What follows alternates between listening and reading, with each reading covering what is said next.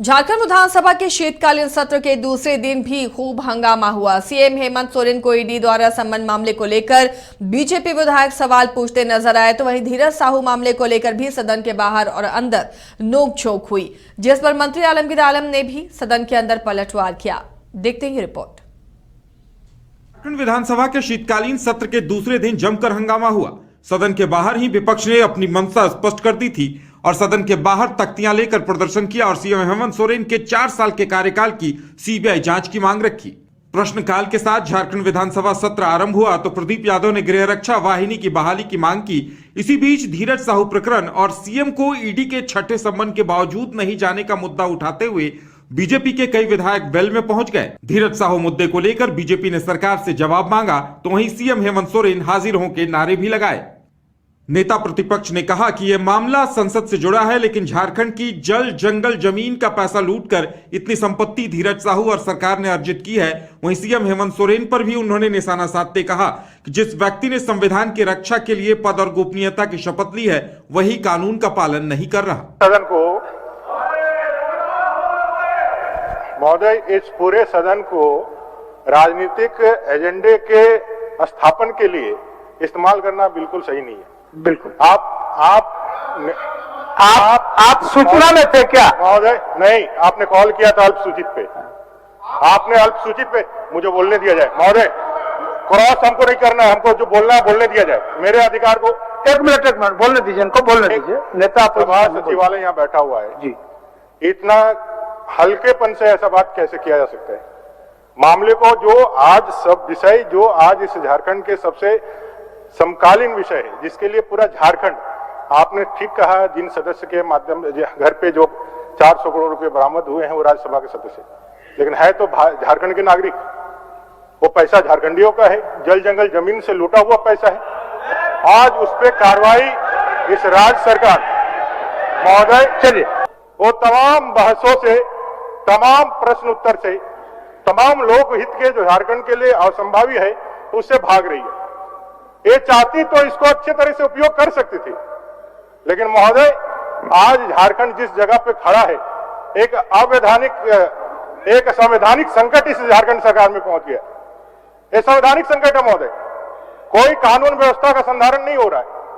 मुख्यमंत्री जैसे पद को ग्रहण करने वाला व्यक्ति, जो पद और गोपनीयता की शपथ लिए हुए हैं, जो कानून की रक्षा करने का शपथ खाए हुए हैं, वो एक एजेंसी के जिस तरह से सम्मान को दरकिनार करके वो अवहेलना कर रहे हैं, एक कोई अच्छा उदाहरण प्रस्तुत नहीं हो रहा महोदय।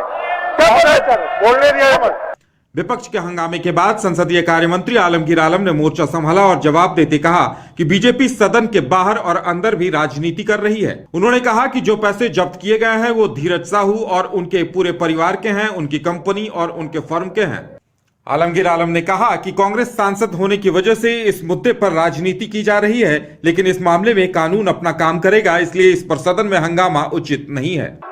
जिस आरोपों को यहाँ पर उठाने की काम किया है, मैं कहते हैं कि सत्ता पद जो है यहाँ पर राजनीतिकरण कर रहे हैं। मैं 100% कहते हैं जो विपक्ष के यहाँ पर जो बैठे हैं वो शुद्ध राजनीति करते हैं विधानसभा में आकर। आज चाहे धीरज साहू का बात हो, चाहे सीएम की बात हो, ये चर्चा का मैदान नहीं है। और मैं इस बात को खुलासा करना चाहते हैं कि धीरज साहू का जो है पारिवारिक बिजनेस है। जब सिर्फ वो कांग्रेस के सांसद होने के नाते सिर्फ धीरज साहू का नाम आ रहा है, उनके पारिवारिक कारोबार है। उन्होंने आज तक आईटी ने कोई भी बात नहीं रखा है जो उनके पास कितना पैसा है, क्या गलत पैसा है या गलत तरीके से पैसा कमाए, वो कोई नहीं रखा है। लेकिन इन लोगों ने उस बात को कर रहे हैं। अब रही बात कि माननीय मुख्यमंत्री के बारे में बोल रहे हैं, ठीक है, वो ईडी आपने उनको समन किया है और उन ईडी को वो जवाब दे रहे हैं। फिर उस बात को यहाँ पर चर्चा का विषय क्या मारा है? यहाँ पर सदन जो है जन का जो मुद्दा उठना चाहिए और जन मुद्दा को हम लोग उसका निराकरण करने की कोशिश करेंगे। इस तरह के मुद्दा विधानसभा में नहीं आनी चाहिए। शीत सत्र के दूसरे दिन सदन में हुए हंगामे के बाद सदन की कार्यवाही 12:30 तक के लिए स्थगित कर दी गई। उसके बाद भी चर्चा जारी रही, लेकिन विपक्ष के हंगामे ने यह जता दिया कि इस मुद्दे पर सियासत इतनी आसानी से थमने वाली नहीं है।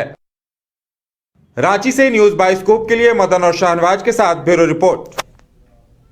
राजधानी रांची में वाइल्ड वादी लेकर आया है रांची फ्लावर पार्क, जहां आकर्षक फूल मोह लेंगे आपका दिल। रात में आकर्षक लाइट से नजारा होगा रंगीन। परिवार के साथ उठाइए ट्रैम्पोलिन पार्क का लुत्फ। की जगह पर मिलेगा amusement park, zip line, bird park, picnic और कुल्हड़ चाय का भी मजा। Monday to Friday entry fee सिर्फ 200 रूपए और सैटरडे और हॉलीडेज में महज 300 रूपए में भरपूर मनोरंजन। तो आइए वाइल्ड वादी।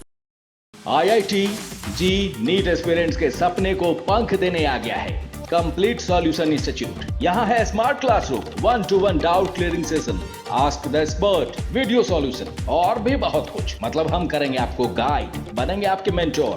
Foundation classes from class 6 onwards for your bright future. Visit complete solution institute.